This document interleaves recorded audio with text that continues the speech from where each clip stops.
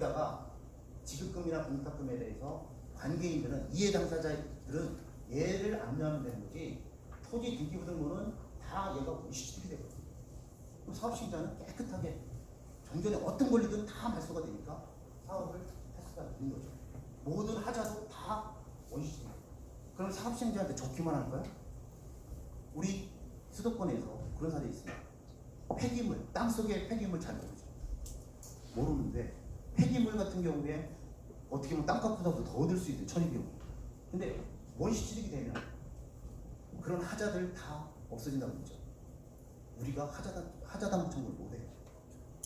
그렇기 때문에 수도권에서 일부 그 땅속에 폐기물 같은 거 묻어놓고 수용대결하는 건 만약 민사로 협의했어요. 그러면 하자당 청구할 수 있어요.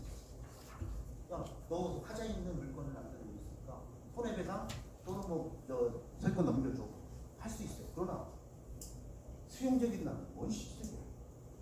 그렇기 때문에 땅 속에 묻어놓는 그래 우리 기본조사 지침에 땅 뭐 기본조사 할 때 뭐 냄새가 나거나 폐기물을 뭐 묻어놓은 거 조사라고 돼 있는데 그 냄새 잘 안 나요. 잘 모릅니다. 그리고 공장 해놓고서 그 안쪽에 묻어놓는 거 우리가 물론 공장들 상당히 냄새도 나잖아요. 그거 우리가 확인하기는 사실 힘듭니다. 그러나 그것 때문에 우리 지침에는 기본조사 할 때 그러한 폐기물이 있는지 없는지에 대한 그런 확인들도 하라고 만들어 놓는 거예요. 이건 원시취득이 되는 거예요. 그래서 원시취득이 꼭 우리 사업시행자한테는 굉장히 좋은 거죠.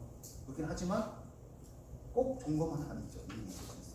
모든 하자는 다 말소가 되고 원시취득이 된다고 합니다. 자, 그러면 우리가 이런 거 있습니다. 수용재결은 그러면 저한테 많이 물어보시죠. 수용재결은 그러면 보상금 증감만 청구할 수 있습니까? 그래요. 예를 들어서 우리 여러분들 막 그거 있습니다. 주거이전비 요건이 안 돼서 안 줘요.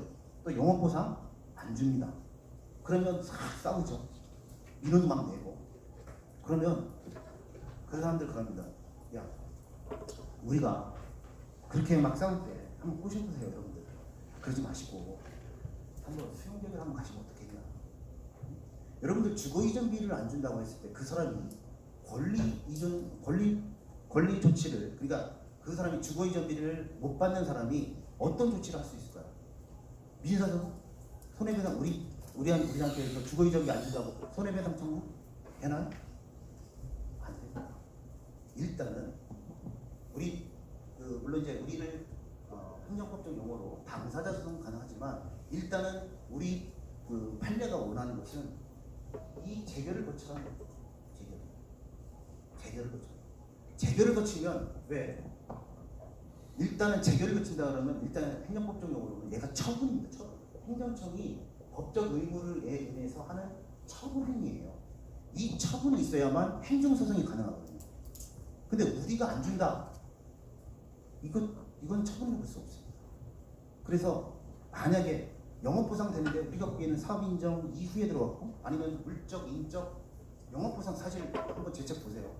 굉장히 우리가 뭐 5일장도 옛날에 안 주고 막 그랬습니다. 왜?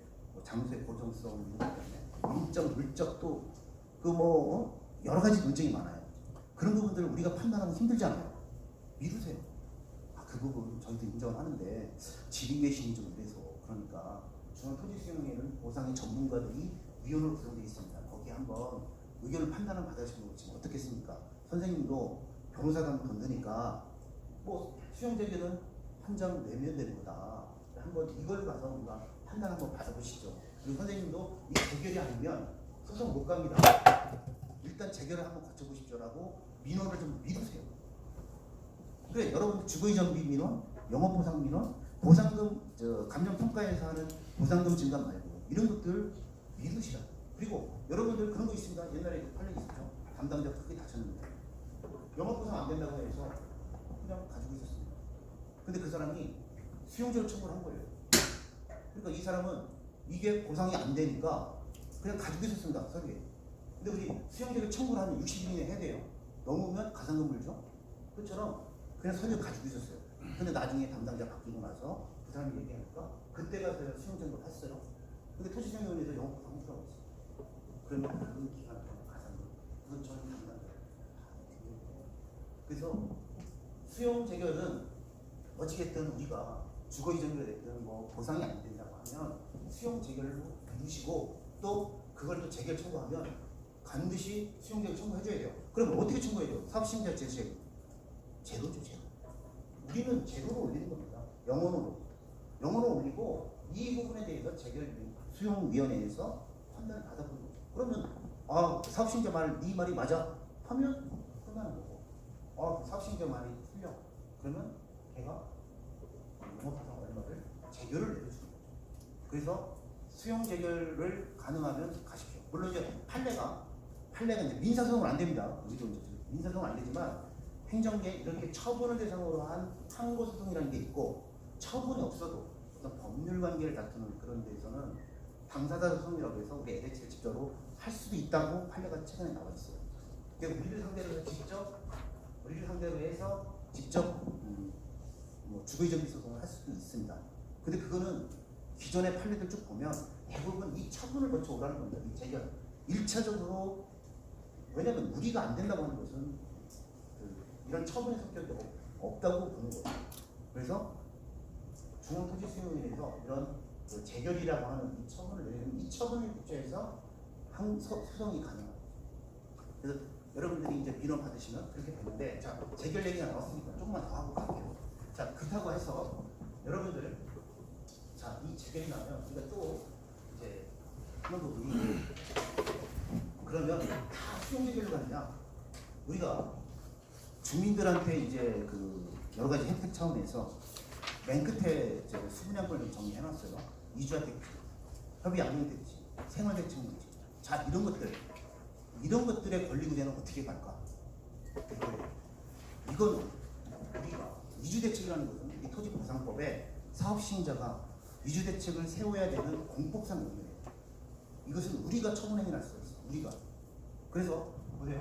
이주대책이라고 하면 어떻게 되냐면 이주대책은 제일 먼저 원래는 원칙적으로 법에는 수장공사가 한 것처럼 우리 사업주가 있으면 지구 외에다가 단지를 만드는데 이게 법에 있는 단지 조성이 이주 대책입니다.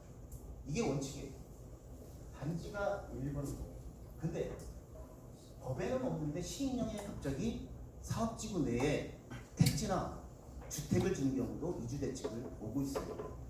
그래서 시행령에서 우리 같이 이주자 택지, 이주자 주택 이걸 주는 경우도 이제 이주 대책을 안 되면 이주 정착금 주죠. 600만 원에서 1,200만 원, 그죠? 자, 그래서 이 세 가지 중에 사업시행자한테 대폭적인 재량이 있어요.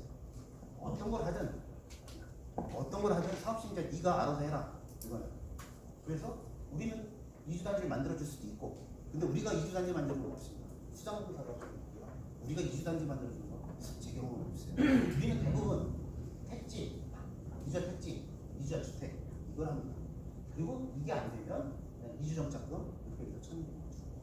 이게 사업시행자한테 많은 재량이 있기 때문에 이주 대책과 관련해서는 얘는 판례가 뭐라고 했냐면 이러한 반드시 뭘 줘야 되는 실체적 권리가 아니라 절차적 권리라고 보고 있어요. 즉 절차적 권리라고 해서 우리가 이런 걸 만들어주는 계획을 짜서 그 사람들한테 당신은 이주자 택지를 주겠습니다 라고 통지를 해야만 돼요. 만약에 그런 대상자 통지 전에 어떤 사람이 성적이 그 통지를 급해서 나 이주자 대상자로 확인해달라고 하는 민사소송을 한다? 안 됩니다. 다 각하해요. 옛날엔 변호사들이 이런 판례를 모르기 때문에 민사로 뭐 담당자한테 물어보니까 저 선생님은 기준일이 안 맞아서 저 대상이 안 될 것 같아요. 그러면 변호사들이 우리가 이렇게 종류를 만들고 이주 운영 만든 다음에 개인한테 선생님은 택지 대상이 됩니다. 이주정착금 대상이 됩니다. 이런 것을 통지하기 전에 민사소송을 건다? 아니면 뭐 당사소송을 건다? 안 됩니다. 다 안 되는 거예요. 그것은 여러분 참고하십시오.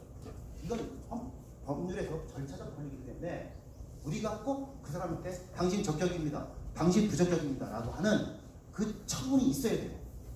그 처분이 있기 때문에 이런 이주택지랑 협의 양도택지 생활대책 용기는 이쪽으로 안 갑니다. 즉 이주자 택지에 대해서 불만 있는 사람, 그 사람은 우리가 이주 계획을 세우고 그 사람들한테 적격, 부적격 통지를 한 다음에 부적격 통지를 받았을 때 그때의 절차적 권리가 생깁니다. 그러면 그걸 가지고 부적격 통지를 받았기 때문에 그걸 가지고 수용자결이 아니라 행정심판을 받아요. 왜? 우리는 행정처분 그때는 됩니다. 우리가 처분행위를 한 거예요. 처분행위를 했기 때문에 이주대책에 관해서 생활대책, 협의, 양육대책 이 수분양권에 대해서는 이제는 절차적 권리를 보기 때문에 이제는 수용적인 관계가 아니라 우리는 이제 국토부 산하니까 국무총리 산하에 중앙행정심판위원회가 있어요. 일로 가야 됩니다. 물론 행정심판은 안 가고 행정소송으로 갈 수 있어요. 오빠 왜? 우리가 처분행위를 했으니까. 우리가 부적격이다라고 거부 처분했잖아요. 그러면 곧바로 행정소송을 곧바로 가져가는 거예요. 그래서 이게 법에 이주대책 세우라고 하는 게 그게 실체적 권리지 이게 어떻게 절차적 권리냐라고 하는 논문들이 많습니다. 그러나 우리 판례는 절차적 권리예요. 실체를 보지 않습니다. 오직 사업시행자가 방법을 만들고 이주단지라고 하는 이런 대책을 만들어서 그 사람한테 통지하고 그래야만 그 이후에 행정심판 가고 또는 행정심판 한 다음에 가도 되고요. 절차적 우리가 통지한 다음에 곧바로 행정소송 가도 되는 거예요. 권리규제 절차가 달라요. 그렇기 때문에 이주대책과 그 한 김에 좀 일찍 끝낼게요. 쭉 가고 어차피 다 왔으니까요. 쉬는 거 없이. 자, 그래서 이주대책으로. 자, 근데 누가 그러죠? 제 책에도 써있지만 그 생활대책 문제가 문제예요. 생활대책 문제는 참 애매해요. 생활대책 문제는 사실은 우리가 헌법에서 보상은 법률로 써라고 했지 않습니까? 근데 생활대책 문제는 법에 없어요. 토지보상법, 시행령, 시행령 있습니다. 다만 개별법에 평택미국특별법 이런 데에 몇 개 있어요. 있지만 우리가 일반적으로 하는 이 법에 생활대책 용지는 법적 근거 없습니다. 사실 없는데 그래서 옛날에 대법원하고 지금도 헌법적으로 달라요. 대법원은 그래도 사업 시행자가 생활대책 용지를 준다고 했고 또 사업의 변화를 위해서 그 종전의 삶을 유지하기 위해서 가는 거기 때문에 그거는 우리 헌법에 의한 정당한 보상이다 라고 대법원 했어요. 근데 헌법재판은 지금도 그 법적 근거도 없이 두고 사업 시행자가 시혜적, 은혜적 입장에서 그냥 베푸는 거야. 그러니까 걔는 공법적 권리가 있는 게 아니기 때문에 걔는 행정소송 안 돼, 행정심판 안 돼. 이렇게 헌법재판소는 하고 있는 거예요. 근데 대법원이 얼마 전에 바꿨어요. 그래서 기존에 대법원이 그 의견 나오기 전에는 생활대책용지는 행정심판이 안 됐습니다. 또 어디 올려놔도 이건 사업시행자가 그냥 시혜적 입장에서 그냥 법적 근거 없이 시혜적 입장을 하는 거기 때문에 그거는 권리규제 방법이 없었어요. 생활대책 용지는. 근데 대법원이 얼마 전에 바꿔버렸습니다. 그것도 정당한 부분. 그래서 대법원의 그 판례가 비판을 많이 받고 있어요. 그리고 그 학자들은 그렇게 대법원에서 그렇게 하려면 그러면 헌법에 의하는 것처럼 보상 법정주의니까 보상법이 됐든 아니면 개별법에 생활대책 용지를 줄 수 있다고 하는 법적 근거를 짤막하다고 넣어야 된다라고 얘기하는 겁니다. 그러나 우리가 중요한 것은 생활대책 용지도 이제는 똑같이 이거예요. 절차적 권리를 갖고 있습니다. 그래서 생활대책 용지 거부한다. 그러면 그 사람하고 싸우지 말고 중앙행정심판위원회에 요즘 전산 치면 다 나옵니다.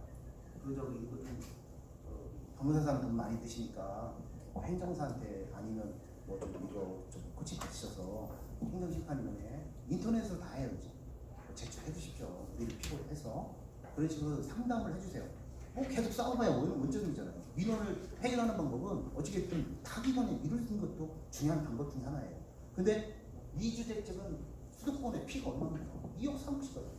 그러니까 다른 보상보다도 더 치열하게 민원을 내는 게 이주대책이에요. 이거 그때 또 변호사 사라고 하면 벌써 300만 원씩 들고 하잖아요. 그러니까 그러지 말고 선생님 이거 절차적 권리를 잘 물론 이제 그 거부 처분할 때 그걸 요즘 잘 하다가 우리 이주대칙 얘기로 한번 바꾼 걸로 알고 있어요. 언제 뭐 90일 내에 행정심판 하십시오 또는 뭐 행정소송 하십시오 이런 내용이 우리 공사는 들어가 있어요. 다른 공사는 없는데 어쨌든 그러한 자체적인 그 권리구제에 대해서 자세하게 설명해 주시면 그분도 그래? 아니면 다른 사람들 얘기 들어봐서 우리가 정 안 된다고 하니까 자기도 뭐라고 돈 안 드는 뭐라도 해볼 거 아닙니까? 행정심판은 돈 하나도 안 들어요. 그냥 인터넷 신청한다.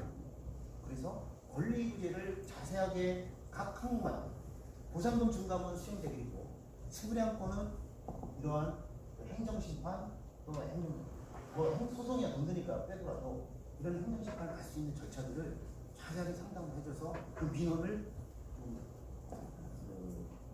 넘겨버리는 그런 것도 필요해요. 그래서 각 보상의 항목이 엄청 많아요. 많으면 예를 들어 영농보상 안 준다, 주거이전비 안 준다 이런 것들을 어떻게 그럼 그 사람한테 싸우지만 말고 이것은 안 됩니다 그러지 말고 몇 번 싸우다가 저기 하면 선생님 그러지 마시고 한번 이렇게 하면 어떻겠습니까? 라고 민원을 좀 순화시키는 그런 걸 한번 해야 여러분들이 좀 힘 덜 든다 이런 얘기를 드리려고 하는 겁니다. 11시 30분에 끝내드릴게요. 다 계속 하고 쉬는 시간 안 해도 되죠. 왜냐면 너무 이게 좀 힘드신 분은 어차피 나도 오셔도 되고요. 이게 지금 계속 흐름 이상이라 시간이 너무 짧아서 제가 설명드릴 게 너무 많아서 수용되게 갑니다. 물론 이제 권리구제 절차는 별도로 할게요. 이제는 이 사업인정보에서 수용되기까지가 끝나는 겁니다. 우리 입장에서는 소유권이 중요하잖아요. 땅 쓰는 게 중요하잖아요. 수용되기는 땅 쓰는 겁니다. 여기서 이의 신청도 하고 또 보상금 주는 소송도 하고 얘는 보상금의 문제일 뿐이에요. 제가 저번 주에 단행문청에 전화 받더라고요. 수용제기를 나서 했는데 그 사람이 소송을 걸었대요. 그럼 그 땅 쓸 수 있냐고 물어보더라고요. 당연히 쓸 수 있죠. 왜냐면 우리 토지번호법에 수용제기를 하면 그 이후에 이의 신청에 있는 것은 사업침해, 시장 안 된다고 법에도 그렇게 있고 또 수용제기를 나서 이미 소유권은 이때 우리한테 100% 옵니다. 등기 안 해도 돼요.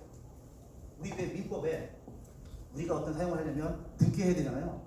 이거는 법률 규정에 있는 거라서 상속하고 똑같은 거예요. 수용제기를 하면 등기 안 해도 우리한테 있습니다.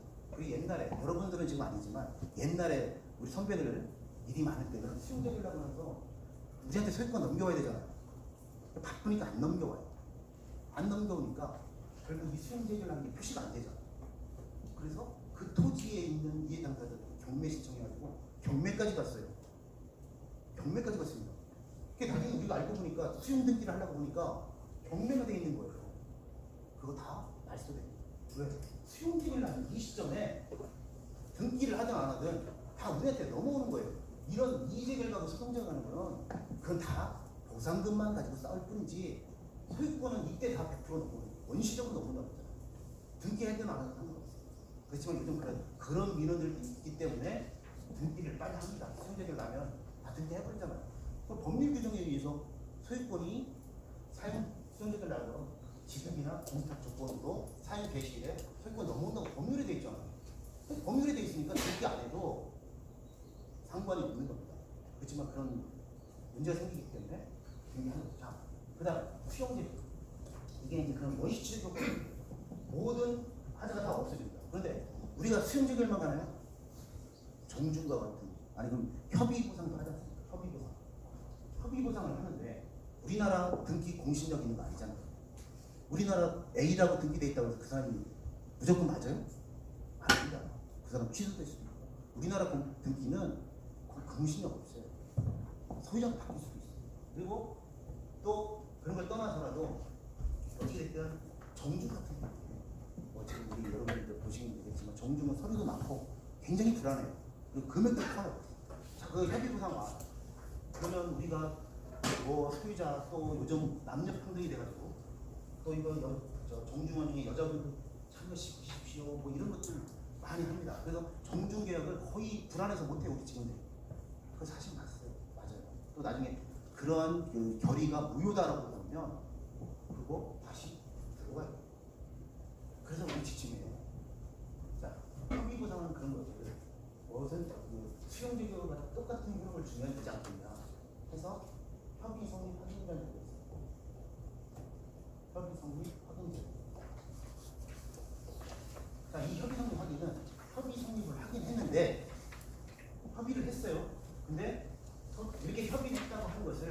토지수용위원회에 가서 확인을 받는 거예요. 그럼 효과가 원시적으로. 그러면 자기들 간에 싸우고 있는 것들, 그런 것들이 원시적이 되니까 담당자는 빠질 수가 있는 거죠.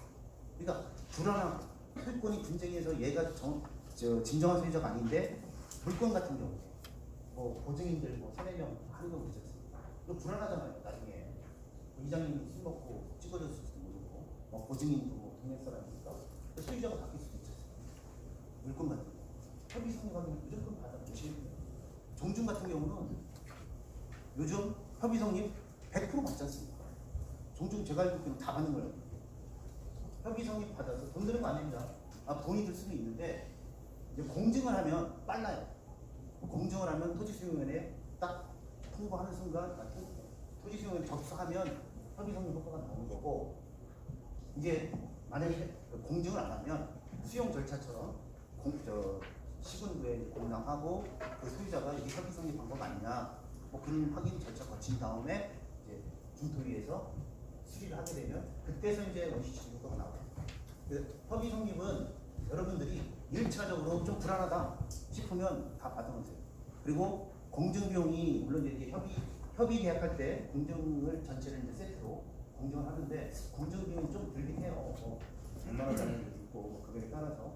근데 그렇다 하더라도 종중 계약은 혹시 결의서 자체가 어떻게 될지 모르겠는데 소송 들어오면 그 결의 자체가 아니면 걔네들이 그 종중 총회 소집 절차에 하자가 있어서 나중에 취소되거나 무효될 수도 있어요.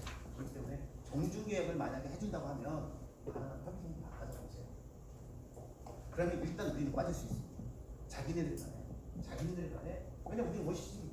자기네들 간에 그 보상금 가지고 싸움이 될 수가 있으니까 협의 성립을 꼭 받아보세요. 그래서 이런 식으로 이제 좀 하시고 자 그래서 이제 협의 성립을 좀 받아놓습니다. 그 다음에 우리가 이제 재결만 하면 땅은 뭐 우리가 씁니다. 땅을 쓰지만 그 지장물 사람이 살고 있어요. 그거 어떻게 수용제기를 났다고 해서 그 사람이 나 수용제기를 났으니까 난 스스로 물러나겠습니다. 그렇지만 땅을 수용제기를 났고 하지만 사람이 정리하고 있어요. 그거 철거해줘야 되잖아요. 그래 공사할 수 있을까요? 공사하기 위해서 기다리는 거예요. 있는 현재의 물건, 현재의 사람이 살고 있는 가옥 등 이런 것들을 대지평을 해줘요. 그 집이 살아있는 사람 물론 지금도 우리 공사 같은 경우는 재결만 나면 우리 착공하죠. 몇 집 남아있는 거야. 나머지 부분 착공하면 되니까. 그렇긴 하지만 원칙적으로 치면 대지평 절차를 거쳐서 지정물건을 다 철거를 하고 가야 되는 거예요. 인사니까. 자, 수용 계획이 나면 인도 이전과 좀 건너뛰긴 했지만 인도 이전 의무가 있습니다. 그러면 대지평을 우리가 할 수 있느냐? 아까 말씀드렸다시피 원래 대지평이라는 것은 저 행위전 위반한 것도 뭐 그렇지만 다 시장 분수가 대지평할 수 있어요. 어느 법이든 행정 대지평법도 그렇고 토지보상법도 그렇고 뭐저 다기별법도. 그러나 토지보상법에 의한 인도 이전 의무에는 대지평은 한국토지주택공사법에 있습니다. 우리한테 입삭 그리고 우리가 할 수가 있어요. 그래서 일반 지방공사들 얘네들은 대지평 못합니다. 수자공사나 우리 정부에서 한 이 공기업들만 대지평 권한을 위탁돼 있지.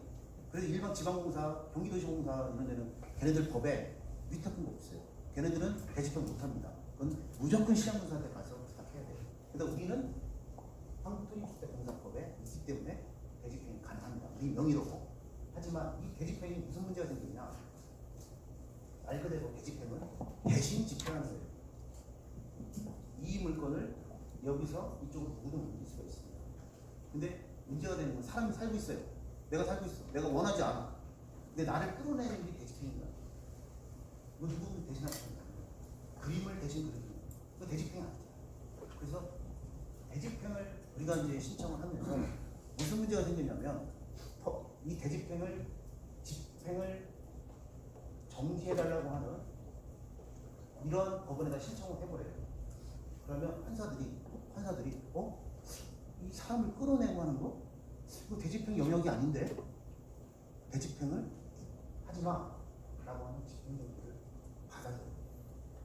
사람이 살고 있는 집들, 또 사람이 점유하고 있는 것들, 심지어는 대전 같은 뭐 판사들에 따라서는 사람이 점유하고 있지 않은 것도 사람이 원하지 않는데 그거는 대집행 영역이 아니라고 해서 심지어는 지방 하급법원에서는 수목 같은 거 비닐하우스도 그거 대집행 영역 아니야 라고 해버립니다. 물론 대법원 판례에서 이제 강제 철거하는 것까지도 대집행이라고 하는 판례가 있기 때문에 이렇게 되죠. 강제 철거하는 것도 대집행 사례가 있어요. 그래서 그런데 문제는 이 소유자가 대집행을 우리는 토지보상법에 있기 때문에 대집행 영장을 보냅니다. 계고를 보내요. 일단 언제까지 철거 안 하시면 우리가 행정 대집행하겠다고 계고 처분을 해요. 계고 처분합니다. 그래서 이 사람들이 계고를 보내면 이 사람들이 이제 집행정지 신청을 법원에 하는 경우가 많이 있어요. 그래서 집행정지를 법원에 받아주면 우리는 대집행 못 하는 거예요. 대집행 못 합니다. 왜? 법원에서 대집행 하지 말라고 집행정지 신청을 받아줬잖아요. 그래서 지금 이제 대집행을 못하는 사례도 있습니다. 사안에 따라서는.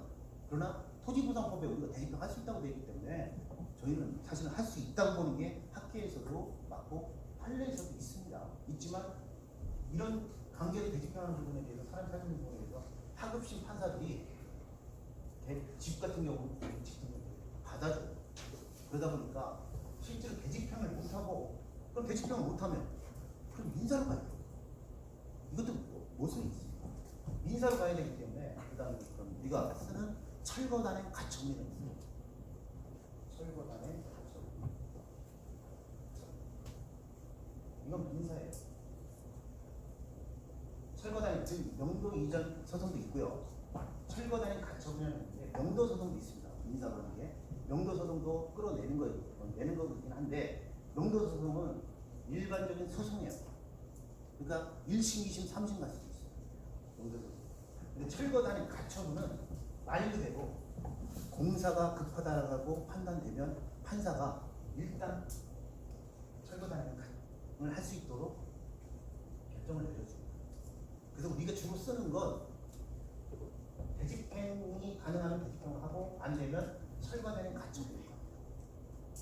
그래서 저번에 본사에서 한번 명함 내려준 게 혹시 이 철거 이제 대집행만 갔다가 시간만 끌 수도 있으니까 혹시 대집행이 가능하면 대집행으로 가고 그게 아니면 철거단의 가처분도 동시에 걸어가. 그러면 소유자 입장에서는 대집행한다고 빨간 찍힌 영장도 날라오고 뭐 대집행 언제 하겠다고 하는 영장도 날라오고 또 법원에서도 철거단의 가처분 해가지고 뭐 법원에서도 소장이 날라오고 하면 심리적으로 상당히 부담해요. 그래서 그 사람이 만약에 철거단의 가처분 대집행 갔는데 집행정지 신청을 안 했다고 하면 우리 입장에서는 대집행하는 게 나아요. 왜냐하면 철거단의 가처분 가면 그럼 철거단의 가처분은 누가 해요? 집달관이 합니다. 집달관이 하기 때문에 이 집달관 사람 살고 있으면 자기도 안 하려고 해요. 뭐 차필 어디 이사 갈 때 좀 알아봐라 뭐 그런 거 돼야지 뭐 집행하겠다고 또 뭐 협조가 되는 거지만 또 협조가 되면 이것도 돼도 또 집달관 또 하는 이것도 지금 그래서 가능하면 우리가 하는 게 아니라 우리는 어떻게든 대집행 우리 책임하에 우리가 하고 공사 시급하다고 하면 일단 그 사람들의 대집행을 하고 뭐 임대 아파트 소개를 해주든 아니면 뭐 임시집 거치할 때를 하든 뭐 그건 우리가 법적 의무는 없는 거예요. 그렇지만 대집행을 하는 게 훨씬 더 빠르거든요. 그래서 지금 그렇습니다. 수목이나 비닐하우스 같이 사람이 점유하지 않는 거는요. 그냥 대집행 하세요. 그거는 상관없어요. 어차피 그는 제가 보기에는 대체 의무예요. 아니 하우스 여기서 이쪽은 우리가 할 수 있는 대체적 자기 의무지. 뭐 대집행 못할 영역은 아니죠. 그러니까 사람이 살고 있는 것은 철거단의 가처분과 대집행은 같이 가요. 만약에 여기서 대집행 어느 준비됐는데 집행정지가 받아들이지 못하거든요. 대집행 못하니까 그 시간 동안 철거단의 가처분도 가져가서 시간을 벌어야 되는 거죠. 그래서 동시에 가다가 나중에 여건이 더 나은 걸로 하면 됩니다. 그래서 사람이 살고 있는 부분은 대집행을 하는 데 있어서 좀 신중하게 가야 될 부분이 좀 있습니다. 요즘 대집행 잘못하면 왜 저 행정 위반해서 지자체들이 왜 대신 안 합니까? 뭐 잘못하면 굉장히 비난받고 지자체가 대집행한다고 막 그러잖아요. 대집행은 지자체가 다 안 한다고 해요. 근데 우리는 어쩔 수 없으니까 대집행을 하든 최고단에 가처분 가든 필요합니다. 자, 이렇게 해서 대집행까지 갑니다. 대집행 가면 지장은 싹 없어지죠. 원래 그 도시정비법에서는 그 철거까지 다 완료돼야 그 사업 공사 착공하거든요. 그처럼 한데 우리 같은 경우는 2단계에서도 먼저 좀 가긴 하죠. 자, 대집행해서 이제 모든 철거가 이제 모든 게 다 이제 정리됐어요. 자, 그러면 이때 이제 원칙적으로 이 이전이지만 공사를 합니다. 공사를 해요. 공사를 하고 이제 공사가 다 돼가면 공사 준공이라는 걸 하죠. 우리가 또 한국토지주택공사법에 위임받은 게 원래 이 공사 준공은 지구지정권이나 또는 뭐 개발계 공공주택법 지구의 승인권자가 공사 준공 승인을 내줍니다. 근데 우리 토지공사법에 공사 준공도 우리가 자체적으로 할 수 있어요. 근데 공사 준공이라는 게 뭐냐면 이런 겁니다. 이거는 이제 일반 절차입니다. 자, 우리가 지구지정 그러니까 이럴 때 쭉 와서 여기까지 오고 이 과정에서 이제 어떻게 지구지정만 됐잖아요. 그러면 아파트를 몇 채 놓고 또 도로는 어디다 놓고 뭐 그런 것들을 공공주택법에서는 지구지정이라고 하고 아니 지구계획이라고 하고요. 용어가 좀 달라요. 또 그 뭐 도시개발법은 CC계획 뭐 대부분 이제 CC계획을 뭐 많이 합니다. 이 CC계획에서 이렇게 이제 뭐 요건 이 정도 단계 올 거예요. 그래서 이제 이 사업지구를 뭐 아파트는 몇 채, 그리고 단독주택지는 어디에 몇 동, 그리고 도로는 몇 미터, 이러한 세부적인 그러한 계획들을 실시계획에서 또는 지구계획에서 담습니다. 이렇게 개발하겠다고 하는 그런 플랜을 담는 거예요. 원래 개발 사업이라는 것은 지구지정이 있고요. 그리고 원래는 우리나라는 선계획 후 개발이에요. 그래서 원래는 개발 계획을 먼저 짜야 됩니다. 여기 아파트는 몇 채 짓고 용적률은 어떻고 몇만 가구 정도 넣겠다는 개발 계획을 짜고 그 다음에 지구 지정을 합니다. 그 다음에 이 지구 지정이 되면 개발 계획에서 있었던 내용들을 공사를 어떻게 하고 토지 도로 계획은 몇 미터로 하고 또 토지 토량은 뭐 어떻게 이동하고 상하수도는 어떻게 하고 하는 것들을 구체적으로 실시계획에서 짜요. 그러니까 개발 계획과 실시 계획이 개발법에서 다 있습니다. 근데 공공주택법은 개발 계획 주거 주가 있어서 개발 계획이라는 게 없고 지구지정되고 지구 계획 수립하고 이제 그다음에 계획대로 되는 것을 따져봐요. 근데 대부분 일반 법들은 개발 계획을 짜고 그다음에 지구지정이 되고 실시 계획이 됩니다. 근데 우리가 하는 특별법들은 거꾸로예요. 국토부 장관이 지정하고 그다음에 개발 계획 짜고 그다음에 실시 계획 짜고 뭐 그런 건데 어떻게 됐든 그런 지구 계획이나 개발 계획이나 실시 계획에서 이렇게 도시를 만들겠다라고 하는 그 내용대로 공사가 됐는지를 왜냐면 이제 대지편까지 다 해서 공사를 하잖아요. 공사를 하고 이제는 공사 준공까지 옵니다. 오면 이전에 여기에 이제는 그러면 지구 계획이나 실시 계획에서 짠 대로 도로폭은 제대로 됐는지 뭐 아니면 녹지는 면적이 제대로 됐는지 이러한 내용들이 제대로 됐는지를 확정 측량을 하게 돼요. 확정 측량. 자, 확정 측량을 하게 돼서 당초에 거기서 개발 계획에서 또는 실시 계획에서 지구 계획에서 계획했던 그 도시대로 만들었는지를 다 만들었으면 확정 측량을 합니다. 그러면 당초에 뭐 이렇게 된 토지들을 정형화해서 뭐 아파트 넣고 뭐 이렇게 정형화했을 거 아닙니까? 이런 식으로 딱 만들어지죠. 그러면 종전에 이런 토지들은 이제는 우리가 다 토지를 수용을 했죠.